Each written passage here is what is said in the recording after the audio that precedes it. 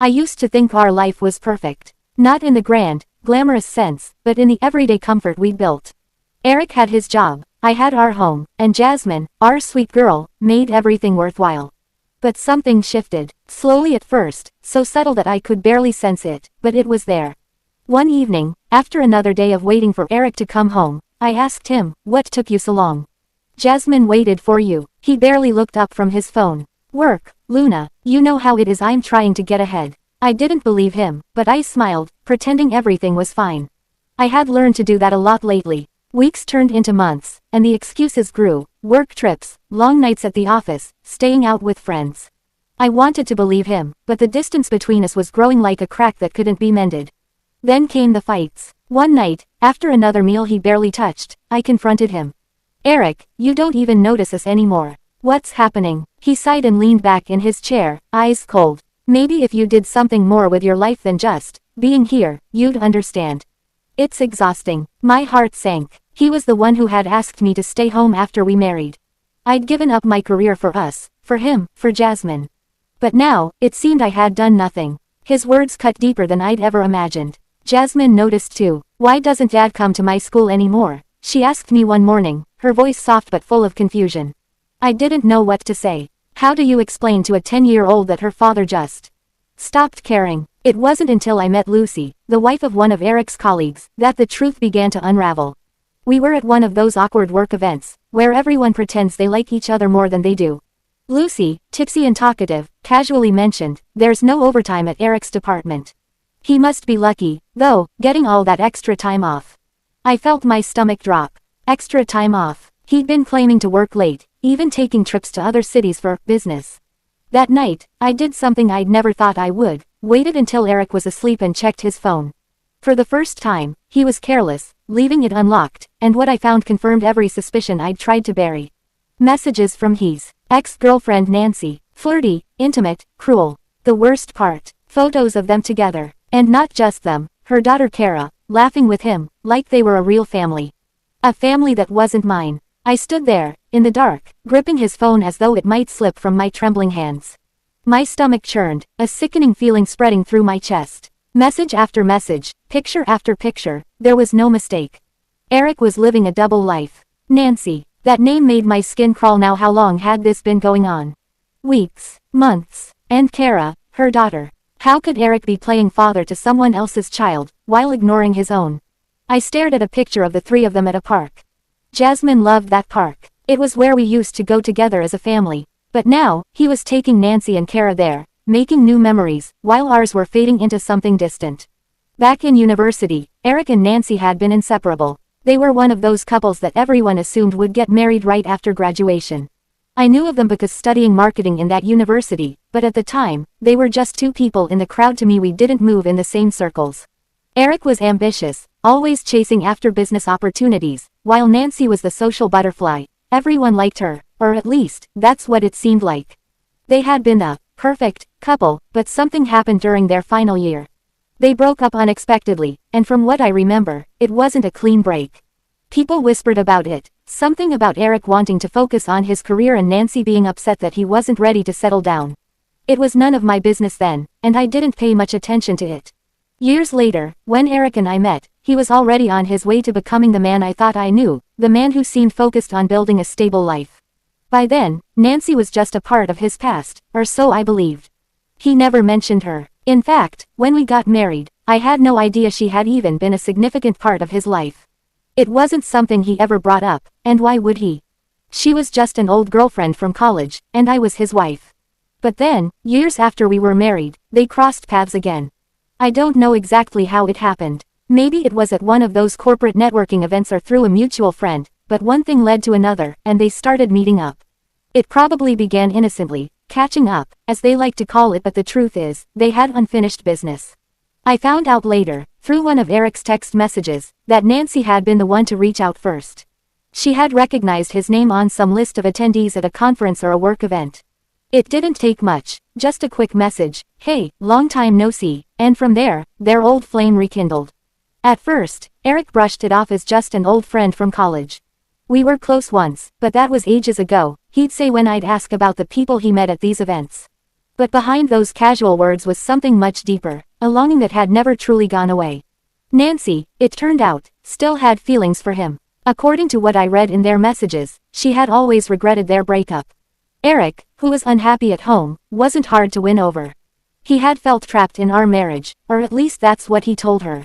She, on the other hand, was frustrated with her own husband, Jack. They found solace in each other, in their shared memories of the good old days, at university when life was simpler, and there were no responsibilities weighing them down. In one of the messages I found, Nancy admitted to Eric, "I never stopped loving you. Even after we broke up I always thought we'd find our way back to each other." And Eric replied, "I didn't realize how much I missed you until we started talking again. It feels like I'm waking up from a long dream." Waking up from a long dream. That's what he called our life together. A dream he was desperate to escape. As I uncovered more of their exchanges, it became clear that their relationship had been reignited the moment they saw each other again. The years apart didn't matter. Nancy was his, what could have been, and Eric, being the coward he was, jumped at the chance to relive his youth, to chase a fantasy rather than deal with the reality of our marriage. I learned from their messages that it wasn't long after they reconnected that things turned physical. They had started meeting for lunches at first, then dinners, then weekends. What I thought were business trips and late nights at the office were really getaways with Nancy. They had picked up right where they left off in university, as though no time had passed, as though the life Eric and I had built together didn't exist. They had plans now, big plans to rewrite their story, to leave the past behind and create a future that should have been theirs all along, or so they believed. Eric was going to leave me, and Nancy was going to leave Jack. They thought they were finally getting the happy ending that university had denied them. But the truth was, they were both living in a fantasy. Whatever they had back then had ended for a reason. People change, and while they were trying to relive a version of themselves from years ago, life had moved on. They were no longer the carefree college students who could act on impulse without consequence. They had families, responsibilities, and lives that they were about to destroy. But they didn't care. Eric and Nancy were blinded by their nostalgia, by the idea that they could pick up where they left off and rewrite history. In their minds, they were soulmates, separated by time and circumstances, finally getting their second chance. But what they didn't count on was that real life doesn't work that way. You can't just erase the years in between. You can't betray the people you claim to love and expect everything to fall into place as if nothing happened. And I wasn't going to let them. I didn't sleep that night. When Eric rolled over, mumbling something about being tired from work, I felt a rush of anger so deep it nearly overwhelmed me. But I couldn't confront him. Not yet. I needed more than just messages. I needed proof. Hard proof. The next day, after dropping Jasmine at school, I went to meet a private investigator. It was the money I'd been saving for a trip for Jasmine and me, something special for just the two of us instead. I handed it over to this man I barely knew, trusting that he could help me gather what I needed. "How long have you suspected?" he asked as he jotted down details. "Too long," I whispered, my throat dry, "but I want to be sure before I do anything." He nodded, understanding more than I said. It was as if he could see right through the pain I was hiding. The next few weeks were agony. Eric continued his charade, cold, distant, claiming to be out late for work or staying over at friends' houses. But I knew where he was. The investigator sent me updates, small pieces of a bigger puzzle I was slowly putting together. One night, as Eric sat at the dinner table, scrolling through his phone while I served him, I decided to push a little. My voice was calm, almost too calm. "You seem busy," I said, placing his plate in front of him. "Where are you off to this weekend?" "Another work trip." His eyes flicked up to meet mine, just for a second. "Yeah, out of town for a few days. Meeting with some clients." I nodded, my heart pounding in my chest. "Funny," I said lightly, "I ran into Lucy the other day.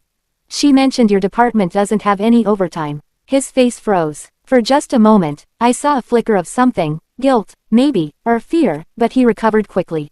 "You don't know what you're talking about," he muttered, shoving food into his mouth without looking at me. The proof came a week later, in the form of photos.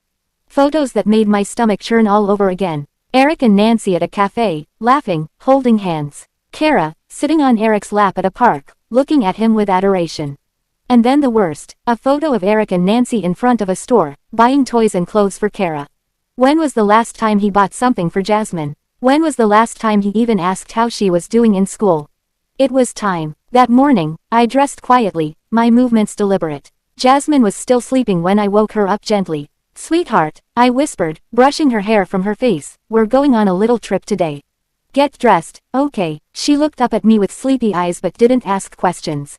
I didn't want to scare her, not yet. But I couldn't do this without her. We took a taxi, following Eric's car as he made his way through the streets. My heart was racing, my hands gripping the seat as I tried to control my breathing. Jasmine, sensing my tension, sat quietly, looking out the window. I wondered if she could feel the weight of what was about to happen. Eric didn't go to work. He went to Nancy's house. I felt a chill crawl down my spine as I watched him knock on the door, a smile on his face. A smile I hadn't seen in months. Nancy opened the door, Kara beside her, holding a lunchbox. They looked like the perfect little family. Why is Daddy at that girl's house? Jasmine's voice was small, confused. I swallowed hard, not wanting to cry in front of her. I don't know, baby. We watched as Eric kissed Kara on the forehead, hugged Nancy, and then led them to the car. He was going to drop Kara off at school, the same school Jasmine attended. I could see the hurt in Jasmine's eyes as she watched her father treat another girl like his own daughter. When we arrived at the school, Jasmine and I stayed in the cab, far enough away that Eric wouldn't see as he kissed Kara goodbye, waved to Nancy, and walked her to the school gate, his hand on her small shoulder. It was something he used to do for Jasmine. Mom, Jasmine's voice broke my heart. Why doesn't Daddy do that for me anymore?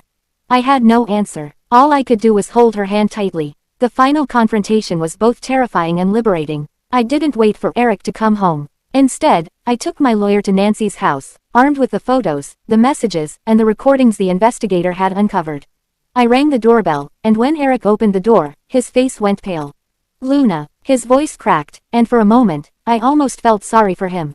Almost. You should have told me the truth, Eric. I kept my voice steady, though I could feel the anger rising in my chest. But you lied, and you betrayed us. Nancy appeared behind him, her arms crossed, defiant. We love each other, Luna, she spat, her face flushed with anger. I was supposed to be with Eric. You took him from me. I laughed, though there was no humor in it. Is that what you think, Nancy? That you were owed something? He was never yours. Before either of them could respond, Nancy's husband, Jack, appeared with his own lawyer, having been alerted by the investigator I had hired.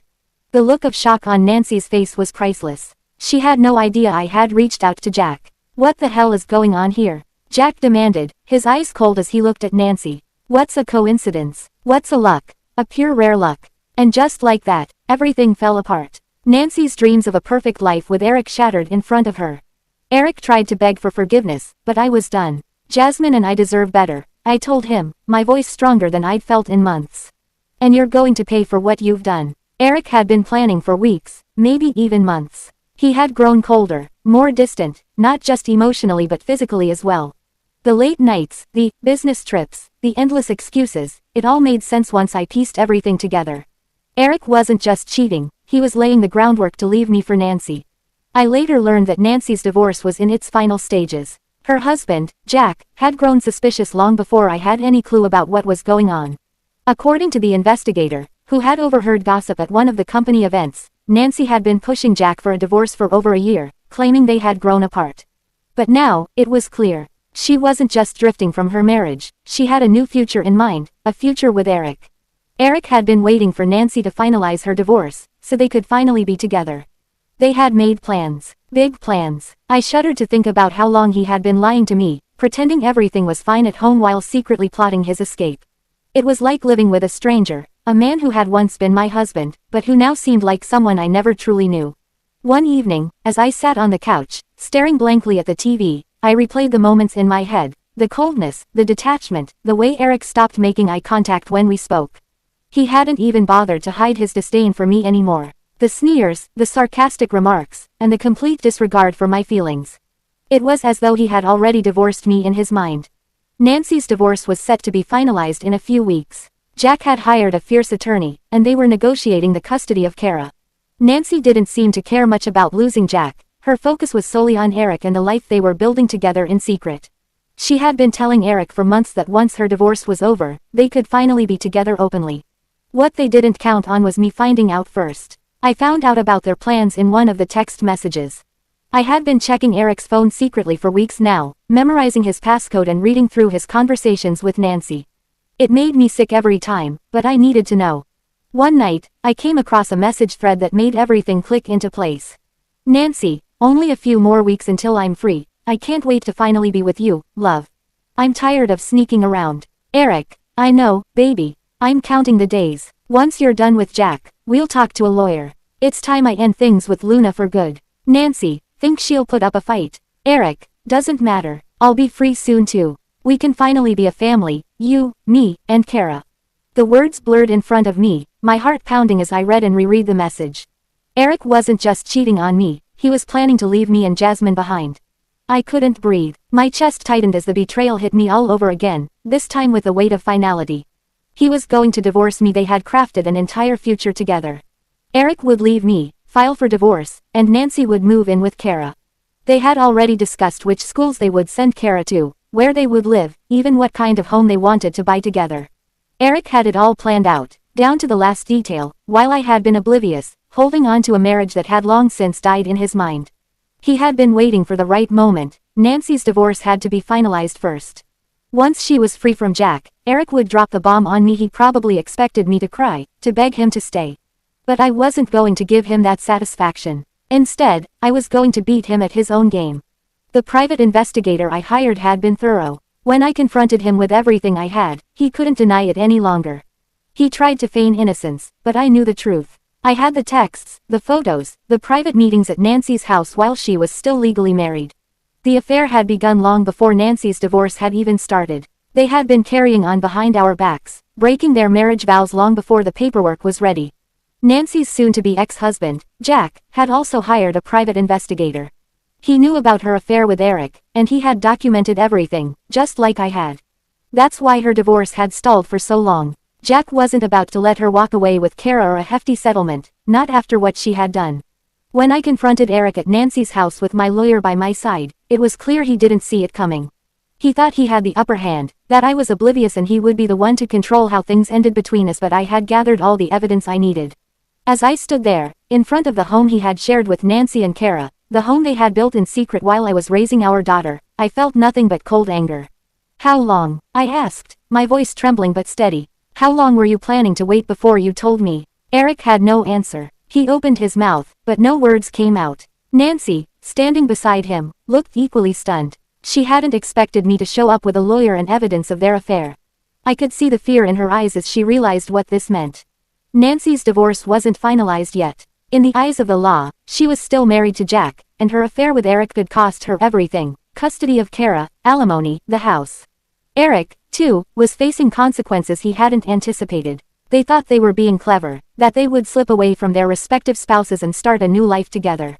But now, their fantasy was falling apart. Nancy's screams echoed through the house as I handed over the evidence to her soon-to-be ex-husband, Jack, who had arrived with his own lawyer. You were going to leave me for him. Jack spat, glaring at Nancy as she tried to explain, her voice high-pitched and panicked. Jack, please, it's not what you think. She pleaded, but her words were empty. The evidence was overwhelming, and there was no going back. Jack didn't need to hear any more. He was done, and Nancy's future, the one she had envisioned with Eric, was collapsing before her eyes. As for Eric, he stood there, stunned and silent. He didn't try to explain or apologize. He knew he had lost. All the plans he had made with Nancy, the secret life he had been building, was crumbling faster than he could grasp. And I, the woman he had tried to discard, had turned the tables on him. You thought you could just walk away, I said, my voice steady now, but you'll pay for this, Eric.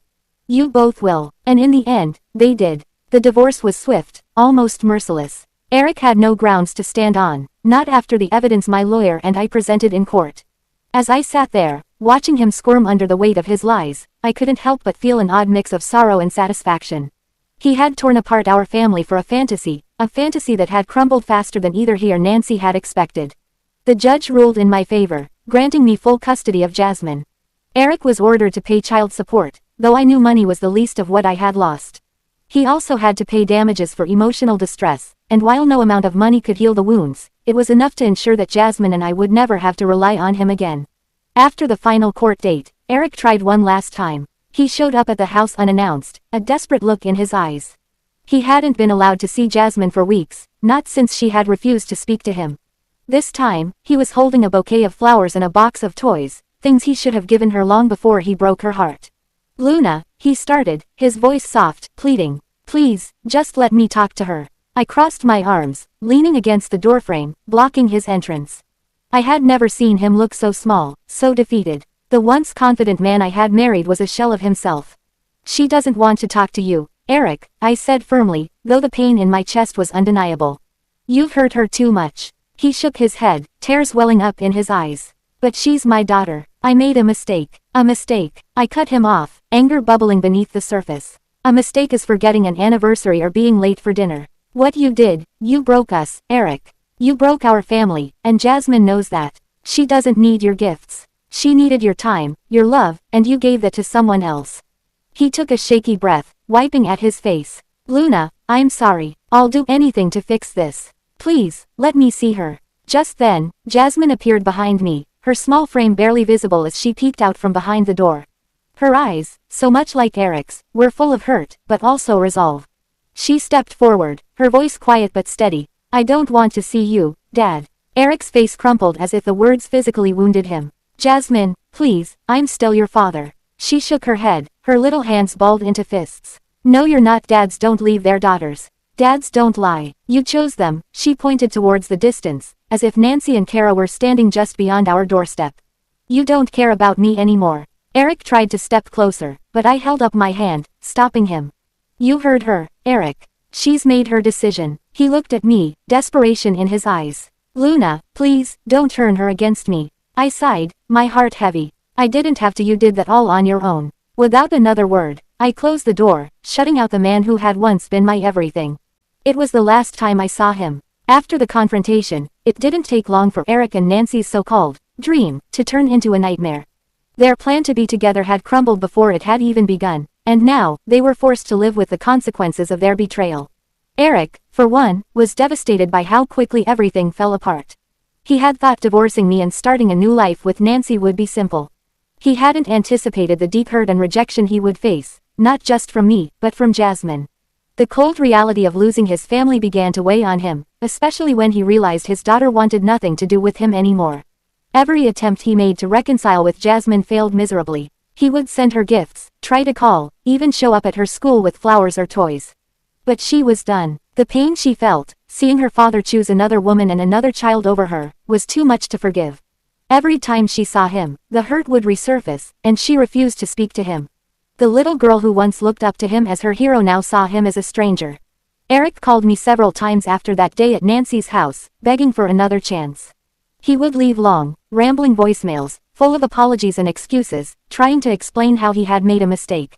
But his words were hollow. He wasn't sorry for cheating, he was sorry for getting caught. I could hear the desperation in his voice, the fear of being left with nothing.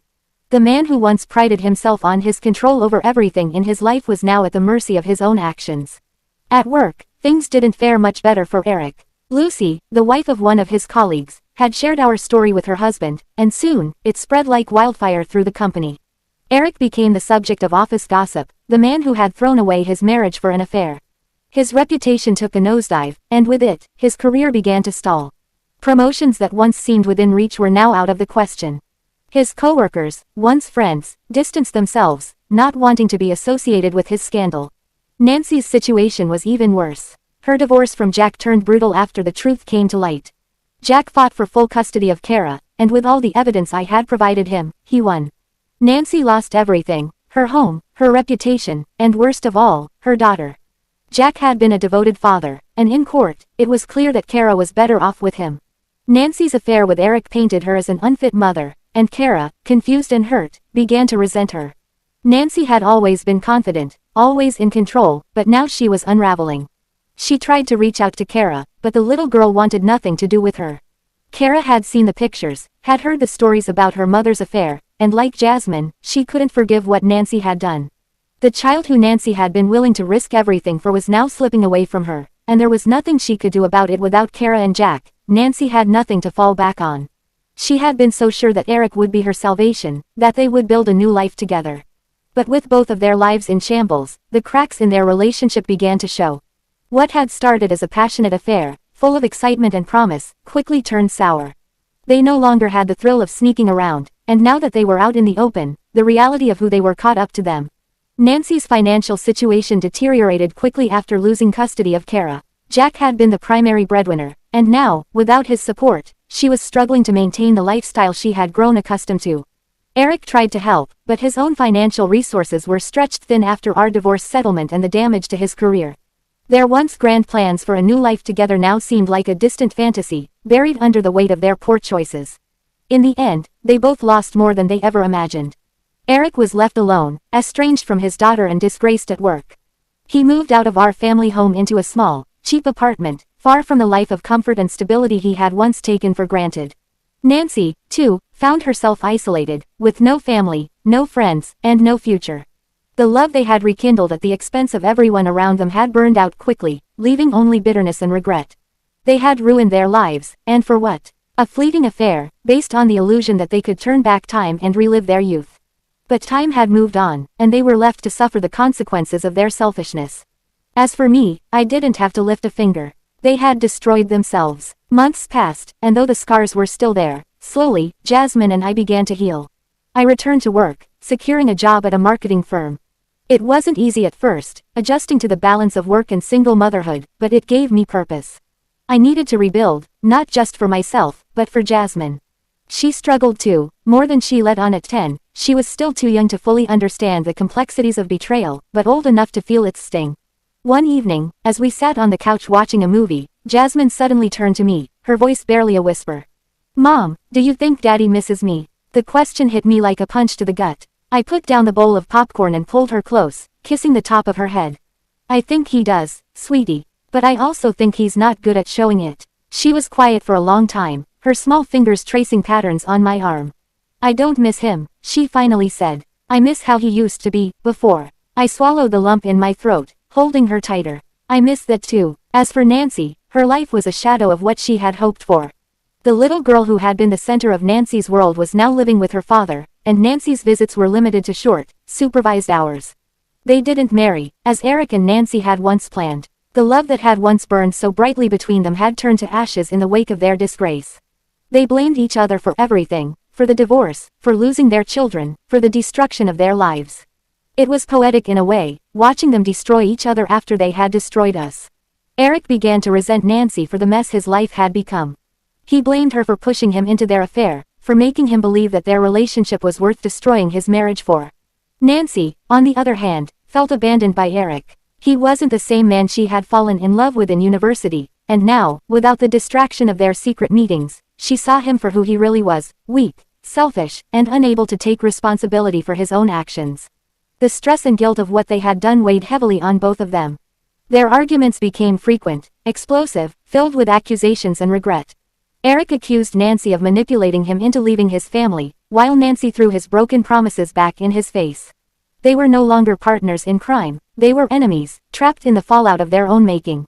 Years passed, and life continued. Jasmine grew into a strong, intelligent young woman, though the pain of her father's betrayal never completely faded. She graduated top of her class, went on to college, and built a life of her own. Through it all, we remained close, our bond stronger than ever. I, too, found happiness. I focused on my career, found new friends, and even allowed myself to love again. It wasn't easy, opening up to someone new after the heartbreak Eric had left me with, but I learned that not everyone would hurt me the way he did.